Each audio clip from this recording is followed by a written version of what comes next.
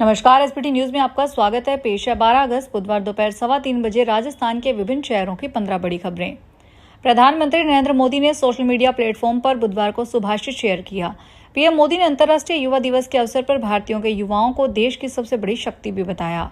प्रधानमंत्री मोदी ने युवाओं के प्रयासों की सराहना करते हुए सोशल मीडिया पर लिखा, हमारे युवा साथी देश का भविष्य ही नहीं, वर्तमान की सबसे बड़ी शक्ति भी है।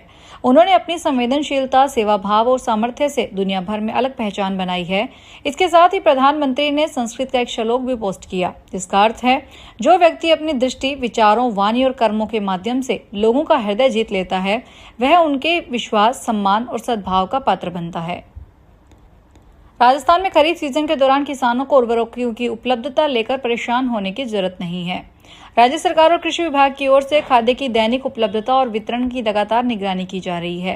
कृषि मंत्री डॉक्टर किरोड़ी लाल मीणा ने बताया कि केंद्र सरकार से लगातार समन्वय कर किसानों की मांग के अनुसार उर्वरकों की आपूर्ति सुनिश्चित की जा रही है। खरीफ 2026 में अब तक 12,29,000 मीट्रिक टन यूरिया उपलब्ध करवाया जा चुका है, जो केंद्र सरकार के निर्धारित आवंटन का 132% है। अमित शाह ने बुधवार को कहा कि सरकार हर मुद्दे पर चर्चा को तैयार है, लेकिन विपक्ष सदन को चलने दे।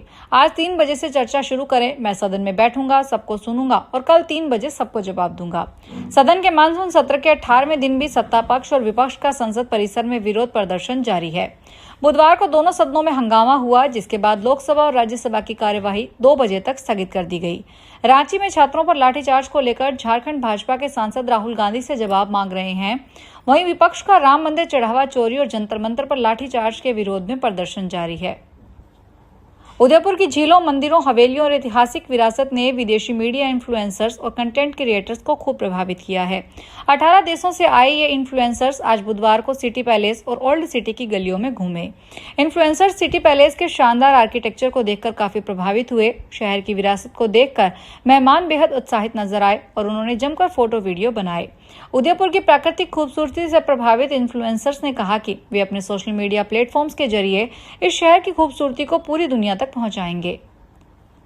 राजस्थान सरकार ने राज्य की बेटियों के उज्जवल भविष्य और उनकी उच्च शिक्षा को बढ़ावा देने के लिए अपनी फ्लैगशिप लाडो प्रोत्साहन योजना को और अधिक प्रभावी बना दिया है। सरकार ने योजना के तहत मिलने वाली कुल सहायता राशि को 1 लाख रुपए से बढ़ाकर 1.5 लाख रुपए कर दिया। अब नए शैक्षणिक सत्र और स्कूलों में आयोजित होने वाले प्रवेशोत्सव के दौरान इस बढ़ी हुई राशि का बड़े स्तर पर प्रसार किया जाएगा, ताकि नामांकन के समय ही हर पात्र बेटी को इस योजना से जोड़ा जा सके। बॉम्बे हाईकोर्ट की नागपुर बेंच ने इस अहम फैसले में कहा कि बड़े बच्चे आजाद इंसान हैं, वे माता पिता की प्रॉपर्टी नहीं है। कोर्ट ने साफ किया है कि अगर कोई बालिग महिला अपनी मर्जी से किसी के साथ रहना चाहती है, उसकी कस्टडी के लिए हेबियस कार्पस याचिका दायर नहीं की जा सकती। यह फैसला एक मां की याचिका खारिज करते हुए सुनाया गया। मां ने अपनी बड़ी बेटी की कस्टडी मांगी थी, जिसने अपनी पसंद के लड़के के साथ रहने का फैसला किया था। राजस्थान में चतुर्थ श्रेणी कर्मचारी संयुक्त सीधी भर्ती परीक्षा 2024 के तहत चयनित अभ्यर्थियों के कार्यालय आवंटन के लिए ऑनलाइन ऑप्शन फॉर्म भरने का प्रोसेस जारी है। कल यानी 13 अगस्त की शाम 5 बजे तक लास्ट डेट है। राजस्थान में संभागीय आयुक्त एवं जिला कलेक्टर कार्यालयों के लिए कुल 5,079 चयनित अभ्यर्थियों का आवंटन किया जाना है।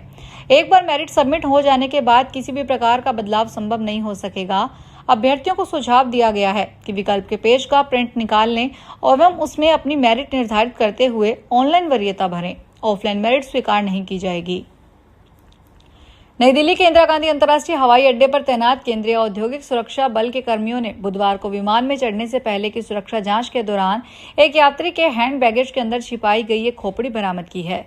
जानकारी के अनुसार यात्री को दिल्ली से हैदराबाद जाना था। सुरक्षा जांच के दौरान सीआईएसएफ कर्मियों ने यात्री के हैंड बैगेज में छिपी एक संदिग्ध वस्तु देखी।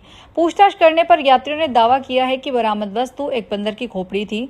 यात्री को वन्यजीव अधिनियम 1972 के प्रावधानों के तहत आगे की कानूनी कार्रवाई के लिए स्थानीय पुलिस को सौंप दिया गया है।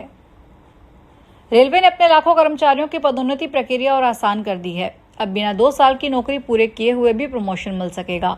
निचले ग्रेड से उच्च ग्रेड में प्रमोशन के लिए आवश्यक न्यूनतम 2 साल की सेवा की शर्त अब रिक्ति मूल्यांकन के निर्धारित अवधि के भीतर पूरी होनी चाहिए। अब तक किसी कर्मचारी को उच्च पद पर प्रमोशन पाने के लिए निचले पद पर कम से कम 2 साल की नियमित सेवा करना अनिवार्य है। हालांकि व्यवहारिक रूप से यह भ्रम बना रहता था कि 2 साल की यह अवधि किस तारीख तक पूरी होनी चाहिए। राजस्थान के सरकारी अस्पताल में बड़ा फर्जीवाड़ा मरीज भर्ती हो गए, उनका इलाज भी हुआ और डिस्चार्ज भी। लेकिन यह सब झालावाड़ जिले के सबसे बड़े सरकारी एसआरजी अस्पताल में केवल कागजों में हुआ। इन फर्जी दस्तावेजों के आधार पर हेल्थ इंश्योरेंस कंपनी से करीब 60 लाख रुपए का क्लेम उठा लिया गया। बीमा कंपनी ने क्लेम के लिए आए 82 मामलों की अस्पताल के मेडिकल रिकॉर्ड से जांच करवाई तो 3-4 मामलों को छोड़कर अधिकांश आईपीडी और डिस्चार्ज टिकट फर्जी पाए गए। फर्जी टिकटों पर अस्पताल का पंजीयन नंबर, डॉक्टरों के नोट्स और सील तक लगी मिली। मामला सामने आने के बाद अस्पताल प्रशासन में हड़कंप मच गया। डूंगरपुर में स्कूल जाने वाले बच्चों की सुरक्षा को लेकर चलाए गए विशेष जांच अभियान में स्कूल वाहनों की लापरवाही और नियमों की अनदेखी सामने आई है। जिला विधिक सेवा प्राधिकरण, पुलिस और परिवहन विभाग की संयुक्त टीम ने बुधवार सुबह कलेक्ट्रेट और कोर्ट के सामने समेत शहर की सड़कों पर स्कूल बस, जीप, ऑटो और अन्य वाहनों की जांच की। जिला परिवहन अधिकारी मनीष माथुर ने बताया कि अभियान में 18 स्कूल और निजी वाहनों के चालान काटे गए, जबकि 8 ऑटो और जीप जब्त किए गए। इन वाहनों में बिना परमिट और क्षमता से अधिक बच्चों को बैठाकर ले जाया जा रहा था। जालौर में बगोड़ा के राजकीय उच्च माध्यमिक विद्यालय नवापुरा द्वेच्छा में 4 साल से 11 शिक्षक पद खाली हैं। स्कूल में 600 बच्चों की पढ़ाई सिर्फ 5 शिक्षकों के भरोसे चल रही है। ऊपर से गणित शिक्षक मोतीराम को चुनाव शाखा में डेपुटेशन पर लगा दिया गया है। इससे नाराज छात्रों ने बुधवार सुबह स्कूल के गेट पर ताला लगा दिया और करीब 4 घंटे तक प्रदर्शन किया। अधिकारियों ने मौके पर पहुंचकर गणित शिक्षक का डेपुटेशन रद्द करने और गुरुवार तक 2 नए शिक्षक लगाने का भरोसा दिया। इसके बाद छात्रों ने ताला खोल दिया। अलवर नगर निगम में सफाई कर्मचारियों की नियुक्तियों के मुद्दे को लेकर आज बुधवार को हंगामा हुआ। सफाई कर्मचारियों के साथ वन्य राज्य मंत्री संजय शर्मा भी धरने पर बैठ गए। मंत्री ने नगर निगम आयुक्त सोहन सिंह नरूका और जिला प्रशासन के अधिकारियों पर जमकर नाराजगी जताई। उन्होंने साफ कहा कि जब तक सफाई कर्मचारियों को नियुक्ति पत्र जारी कर आज ही नियुक्ति नहीं दी जाती, तब तक वे धरने से नहीं उठेंगे। मंत्री संजय शर्मा ने आयुक्त मोहन सिंह नरूका से कहा, सीनियर आईएएस रवि जैन की तुम नहीं मान रहे, प्रतीक जूहीकर की तुम नहीं मान रहे। बॉलीवुड एक्टर हिमांश कोहली इन दिनों अपनी फिल्म आर्यभट्ट का जीरो को लेकर चर्चा में है। फिल्म के प्रमोशन के सिलसिले में जयपुर पहुंचे हिमांश ने शहर में एक ऐसा सरप्राइज दिया जिसने स्कूली बच्चों के चेहरे पर खुशी की लहर दौड़ा दी। हिमांश अचानक उस थिएटर में पहुंच गए जहां स्कूली बच्चों के लिए उनकी फिल्म की स्क्रीनिंग रखी गई थी।